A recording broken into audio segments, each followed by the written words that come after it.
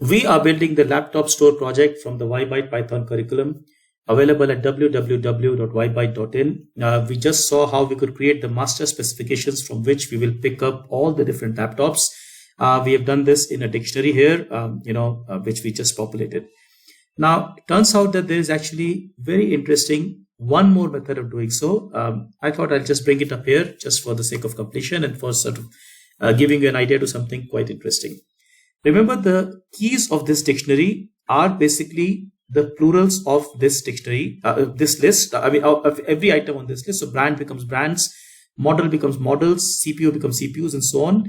Which means that I could use this fromkeys command as well, provided I had a list which was basically every item that was a plural of the items on the list specs. Now I can do that using what is called the map command. So I'm just going to say, okay, let me just define a function here. Let's just say, define a function called, say, append, s, and I pass in a name. So name is a string here. Basically, I just go and say, well, please return for me, let's say, return, let's say, name plus s. Now remember, so name is a string, hence plus acts like a join apple banana. It concatenates these two strings. Now the beauty of this map function is that if I were to, let's say, create a new list by saying that look, specs new, given by, let's say, list, and I just go and say, well, map, and I just call this, let's say, append s, and the list say specs. So basically what map does is that it says, okay, look, I'm going to run this function on every item of this list, specs. And what I'll return to you is another list where this function has been done on every item of it. So let's just kind of see this working. So when I run this piece of code, let's say, notice the code runs. The interesting bit that I want to show you is, let's say, this list called specs new. Notice it is brands, models, CPUs, and so on. This is a list.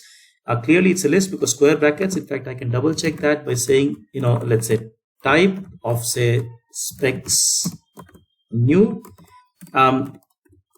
Clearly that's a list, right? Now the interesting bit is that we have used the map command, and basically for every item of this, we have run this function append s, which kind of appends an s on it. So that's nice. Now, having done this, if we wanted, we could have created the master dictionary as follows.